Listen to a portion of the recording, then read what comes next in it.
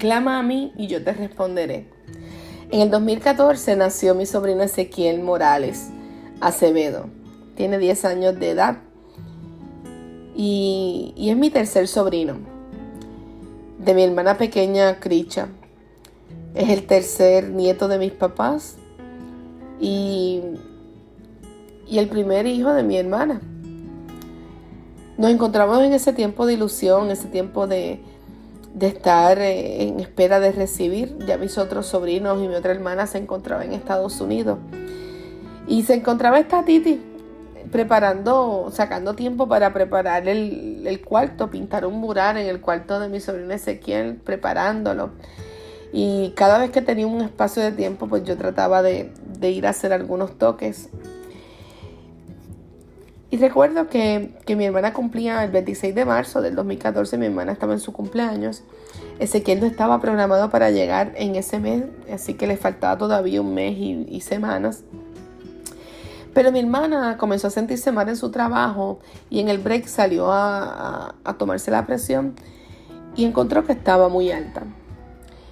Así que algo que era raro, porque en su embarazo ella no le habían identificado preeclampsia, nunca le habían identificado que estaba teniendo esos problemas de presión. Así que todo era nuevo. Y la mandaron al hospital, se fue al hospital. Y recuerdo que yo no pude contactar, ella no me pudo contactar porque yo estaba ocupada haciendo algo, no sé si era trabajando. Y en medio del proceso, todo fue bien rápido. Medio del trabajo, recuerdo que ese día fue un día oscuro para la familia, porque ese día fue una crisis mayor. No solamente mi hermana estaba en el hospital en Caguas, desde Humacao estaba en Caguas con esta situación, sino que también teníamos a mi abuela con su esposo, lo teníamos en el hospital en Fajardo también, en una emergencia de vida.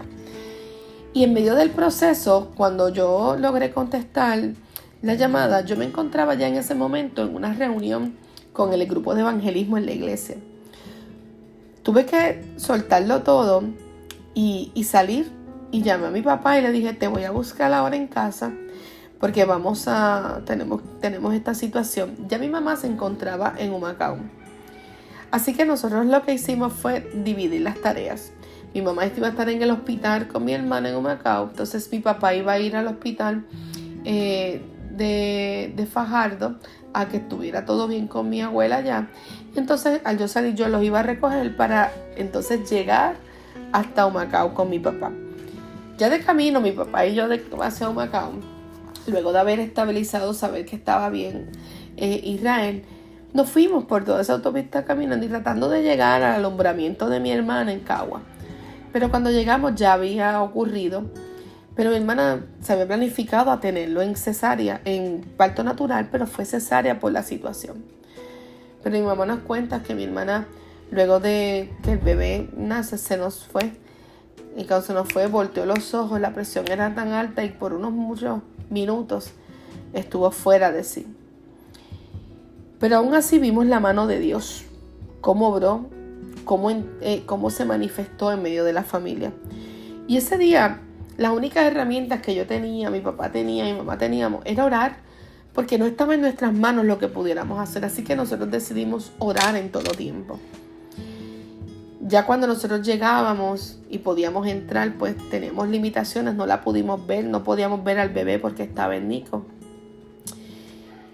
Tuvimos que esperar. Y en medio de todo el proceso, mi tarea fue manejar la crisis, dividir las tareas y clamar a Dios. El niño sale del hospital tiempo después, todo bien. Pero para poder salir, mi hermana tiene que tomar, si están en Nico, una de las reglas del hospital es que tienen que tomar los papás primeros auxilios. Y estos tomaron primeros auxilios como parte de los requisitos.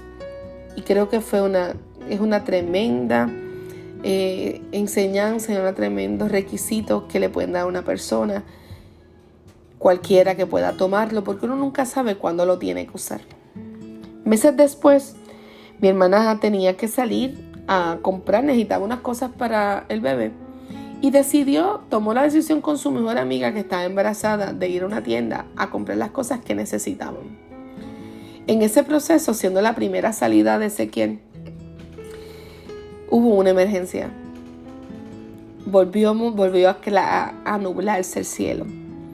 Y fue el momento que en el estacionamiento mi hermana se percata que el nene no está reaccionando. Comienza a darle CPR, comienza a buscar la manera de que reaccione, pero el nene no reacciona.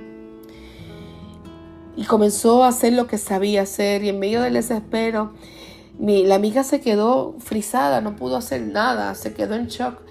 Y se empezó a acercar a otras personas que muchas veces, que en el tiempo que vivimos, la gente sigue caminando, eso no es conmigo. Pero entraron, se detuvieron, mientras mi hermana gritaba y trataba de traerlo otra vez en vida, traerlo en sí. No funcionaba, pero mi hermana se acordó de algo.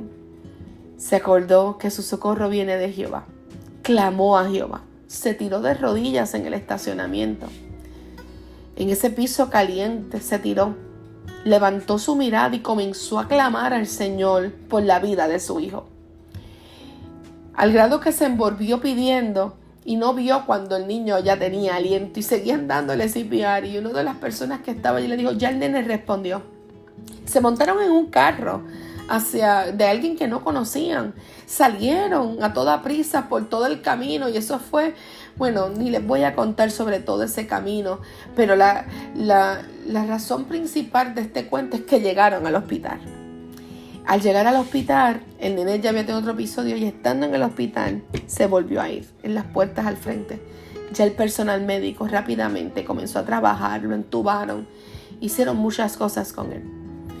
Yo no me había enterado de ese segundo episodio también en el momento, pues me encontraba atendiendo otra situación de emergencia, que era que estaba una persona se quería quitar la vida. Así que mi hermana siempre que me llama primero a mí, por segunda ocasión yo no podía estar disponible. Y en medio de ese proceso yo le doy gracias a Dios porque es cuando vemos que yo no soy la que tiene que estar disponible, sino el Señor que siempre está presente. Yo atendía una situación de suicidio y ahí se hizo real cuando yo siempre le he dicho al Señor, yo me encargo de lo tuyo mientras tú te encargas de lo mío. Y mientras yo estaba en esa situación con esta persona que se quería quitar la vida, Dios estaba presente cuidando también a mi familia y que estaban en esta crisis, en esta situación particular con Ezequiel. No sabíamos qué iba a pasar. Cuando yo recibo la llamada, que puedo contestarla, que ya terminé todo lo demás, mi papá y mi mamá lo que me dicen es, se nos fue. Y yo tuve que poner la calma en medio del proceso y decirle a mi mamá, ¿dónde tú estás? ¿Qué has hecho? ¿Ya clamaste a Dios? No, pues ahora vamos a orar. Vamos a orar al Dios que está presente, al Dios que puede hacerlo. Y así a la distancia, mientras ellos conducían hacia el hospital en Humacao, yo estaba en Luquillo, en mi vehículo, clamando por mi hermana y por mi sobrino. Y comenzamos a orar al Dios que todo lo puede, al Dios que nos escucha. Y al Dios que entonces trajo paz en medio de nuestras vidas. Cuando yo llegué a ese hospital, no les voy a mentir, yo cogí toda esa autopista volando bajito, rapidito y en silencio. Cuando yo llegué al hospital no podía entrar. Hice lo único que podía hacer, volver a orar. Me tiré al piso de sala de emergencia y comencé a clamar a Dios. A clamar a Dios con todas mis fuerzas, a pedirle que hiciera su voluntad, pero que respondiera, que nos enseñara, que hiciera algo en medio de nuestra vida, en la vida de Ezequiel, al cual ya había prevalecido en un momento dado su vida. Y una vez más Dios lo volvió a hacer. Después yo lo pude ver y antes que lo sedaran, que lo inducieran, la sedaran para que estuviera tranquilo, porque Ezequiel era bien fuerte, le decían el pequeño Hulk, pero no se ponía verde, se ponía colorado. Yo le di la manita y él la apretó su puñito. Y en medio de la crisis, mi hermana entró en otra crisis con miedo, pensando que la culpable era ella. Empezó un proceso difícil con ella. y había que trasladar a los días al nene de hospital. Se trasladó, pero ella no quería verlo. Yo tuve que intervenir con ella y llevarla en el proceso poco a poco, porque el nene también la necesitaba, hasta que logramos llevarla al NICU en auxilio mutuo en Atorrey. Y comenzamos un proceso del nene recuperarse, identificar. Fue un tiempo difícil de poder saber qué estaba sucediendo. Pero hoy día el niño tiene 10 años. Y aun cuando en algún momento de estos 10 años su salud como que trató también de ponerse difícil en algún momento, hemos visto la mano de Dios. Está saludable, está colorado, gordo y colorado como decimos, y brillante y con mucho por venir. Al niño que se negó a morir, al niño que Dios le dio vida. Y yo espero que se cumpla ese propósito por el cual Dios le dio vida. Con esta historia, que parece un poco larga, lo que quiero decirte es que aquí la clave fue la oración, clamar a Dios, buscar a Dios, recordar a Dios, al Dios que siempre está presente, que tiene poder y autoridad. Para Dios no hay nada imposible. Pero nosotros tenemos que acordarnos que adoramos a Dios, que tenemos relación con Dios, que Dios ha prometido y va a cumplir. Pero aún en los medios más difíciles de nuestra vida, si nos detenemos y oxigenamos, levantamos nuestra mirada, podamos encontrar que nuestra respuesta está en el Dios de los cielos, que siempre está a nuestro lado. Ese día mi hermana no asistía, mi hermana no estaba activa en la iglesia, mi hermana no estaba viviendo una vida de iglesia, tampoco estaba al garete, pero no estaba sirviendo al Señor. Eso provocó un cambio en mi vida, en la vida de mi familia y en la vida de mi papá y de mi hermana. Y mi hermana después de ahí comenzó a ir a la iglesia, aceptó al Señor y hasta se bautizó. Todavía oro porque en estos últimos tiempos no está activa en la iglesia, tiene su temor a Dios, pero ha detenido unas cosas en su vida. Y oro porque quiero ver cumplir lo que el Señor va a hacer en medio de la vida de esa familia.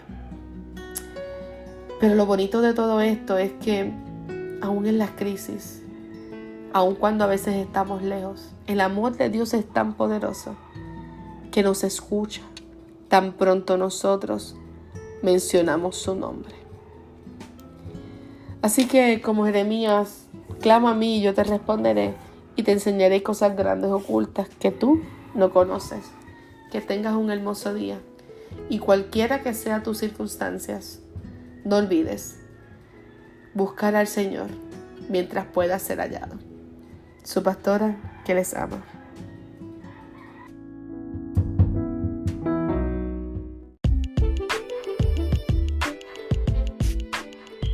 Esto ha sido Más que un café, siglo XXI, con taza de café en mano y el cántico del coquí. Si te gustó, comparte con otras personas.